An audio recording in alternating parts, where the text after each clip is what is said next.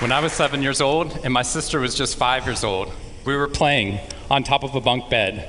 I was 2 years older than my sister at the time.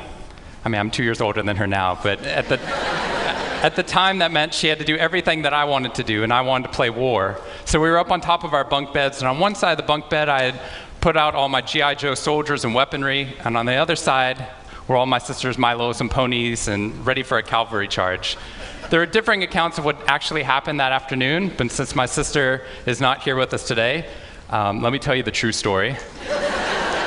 Which is my sister is a little bit on the clumsy side, and somehow, without any help or push from her older brother at all, suddenly Amy disappeared off of the top of the bunk bed and landed with this crash on the floor. And I nervously peered over the side of the bed to see what had befallen my fallen sister, and saw that she had landed painfully on her hands and knees on all fours on the ground.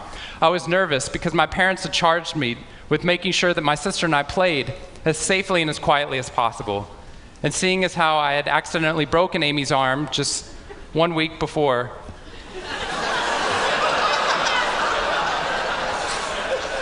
heroically pushing her out of the way of an oncoming imaginary sniper bullet, for which I have yet to be thanked. I was trying as hard as I could. She didn't even see it coming. I was trying as hard as I could to be on my best behavior, and I saw my sister's face this wail of pain and suffering and surprise, threatening to erupt from her mouth and threatening to wake my parents from the long winter's nap for which they had settled. So I did the only thing my little frantic 7-year-old brain could think to do to avert this tragedy. If you have children, you've seen this hundreds of times before. I said, Amy, wait, don't cry, don't cry. Did you see how you landed? No human lands on all fours like that. Amy, I think this means you're a unicorn. Now that was cheating, because there's nothing in the world my sister would want more than not to be Amy the hurt 5-year-old little sister, but Amy the special unicorn. Of course, this was an option that was open to her brain at no point in the past, and you could see on my poor, manipulated sister's face conflict, as her little brain attempted to devote resources to feeling the pain and suffering surprise she just experienced, or contemplating her newfound identity as a unicorn. And the latter won out. Instead of crying, instead of ceasing our play, instead of waking my parents with all the negative consequences that would have ensued for me, instead, a smile spread across her face, and she scrambled right back up onto the bunk bed with all the grace of a baby unicorn. With one broken leg. What we stumbled across at this tender age of just 5 and 7, we had no idea at the time, was something that was going to be at the vanguard of a scientific revolution occurring 2 decades later in the way that we look at the human brain. What we had stumbled across is something called positive psychology, which is the reason that I'm here today and the reason that I wake up every morning. When I first started talking about this research outside of academia, out with companies and schools, the very first thing they said to never do is to start your talk with a graph. The very first thing I wanted to do is start my talk with a graph. This graph looks boring, but this graph is the reason that I get excited and wake up every morning. And this graph doesn't even mean anything. It's fake data. What we found is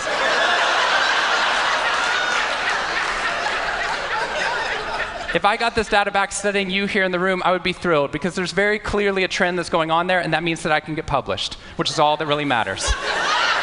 The fact that there's one weird red dot that's up above the curve, there's one weird in the room, you know who you are, I saw you earlier.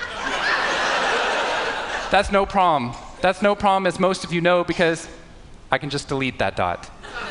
I can delete that dot because that's clearly a measurement error, and we know that's a measurement error because it's messing up my data. So one of the very first things that we teach people in economics and statistics and business and psychology courses is how, in a statistically valid way, do we eliminate the weirdos? How do we eliminate the outliers? So that we can find the line of best fit, which is fantastic if I'm trying to find out how many Advil the average person should be taking, too. But if I'm interested in potential, if I'm interested in your potential, or for happiness, or productivity, or energy, or creativity, what we're doing is we're creating the cult of the average with science. If I ask a question like, how fast can a child learn how to read in a classroom? Scientists change the answer to, how fast does the average child learn how to read in that classroom? And then we tailor the class right towards the average. Now, if you fall below the average on this curve, then psychologists get thrilled, because that means you're either depressed, or you have a disorder, or hopefully both. We're hoping for both, because our business model is if you come into a therapy session with one problem, we want to make sure you leave knowing you have 10. So you'll keep coming back over and over again. We'll go back into your childhood if necessary, but eventually what we want to do is to make you normal again. But normal is merely average. And what I posit, and what positive psychology posits, is that if we study what is merely average, we will remain merely average.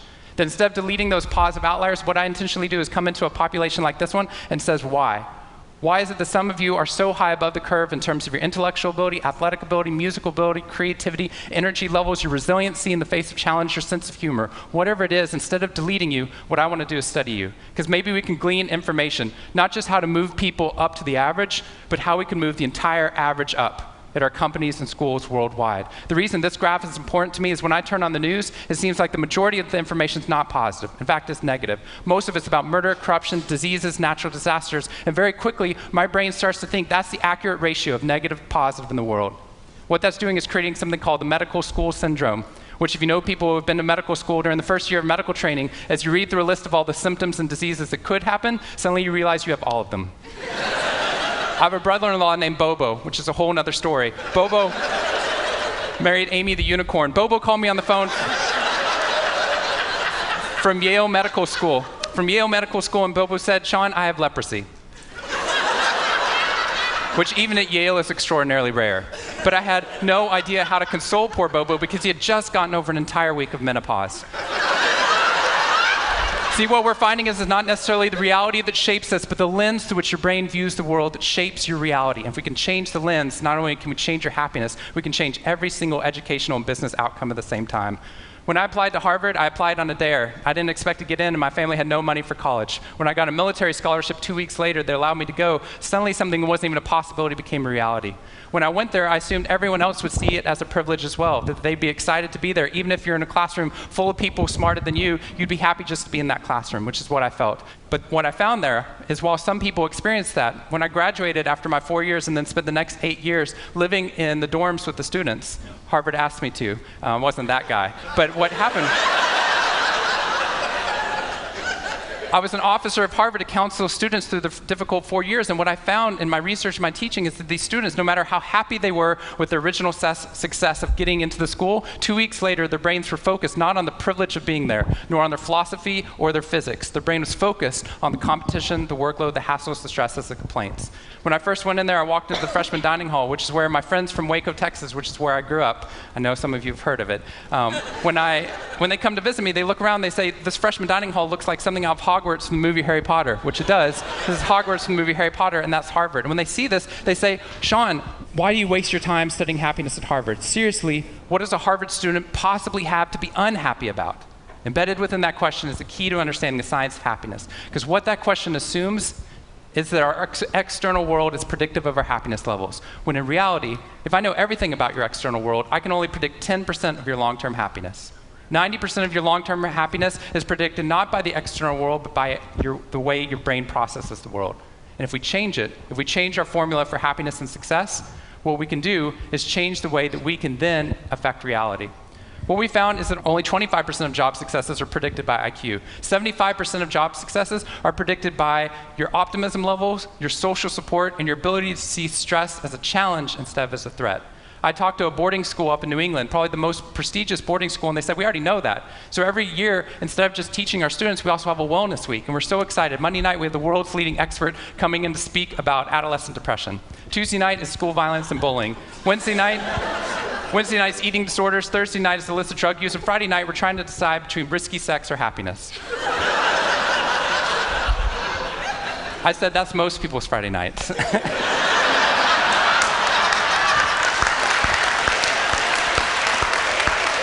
Which I'm glad you liked, but they did not like that at all. Silence on the phone. And into the silence, I said, I'd be happy to speak at your school, but just so you know, that's not a wellness week, that's a sickness week.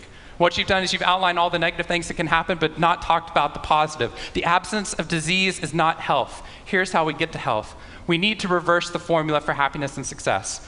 In the past 3 years, I've traveled to 45 different countries, working with schools and companies in the midst of an economic downturn. And what I found is that most companies and schools follow a formula for success, which is this: if I work harder, I'll be more successful. And if I'm more successful, then I'll be happier. That undergirds most of our parenting styles, our managing styles, the way that we motivate our behavior. And the problem is, it's scientifically broken and backwards for two reasons. First, every time your brain has a success, you just change the goalpost of what success looked like. You got good grades, now you have to get better grades. You got into a good school, now you have to get a better school. You got a good job, now you have to get a better job. You hit your sales target, we're going to change your sales target. And if happiness is on the opposite side of success, your brain never gets there. What we've done is we've pushed happiness over the cognitive horizon as a society.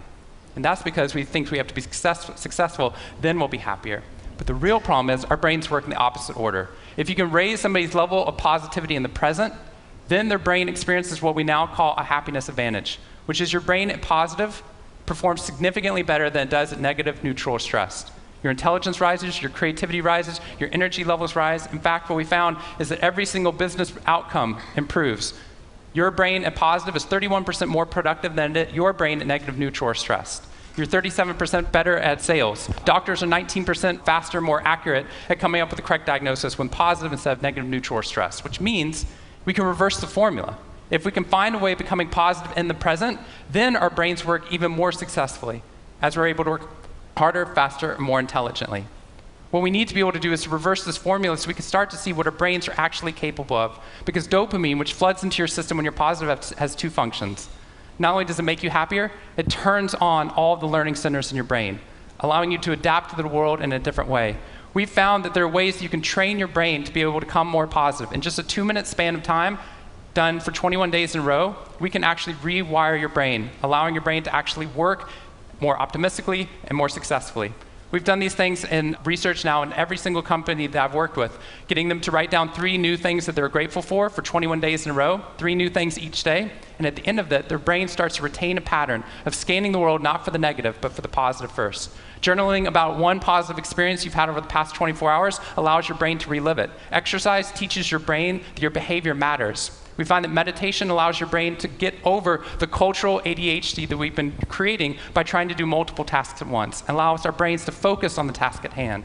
And finally, random acts of kindness or conscious acts of kindness. We get people, when they open up their inbox, to write one positive email praising or thanking somebody in their social support network. And by doing these activities and by training your brain, just like we train our bodies, what we found is we can reverse the formula for happiness and success, and in doing so, not only create ripples of positivity, but create a real revolution. Thank you very much.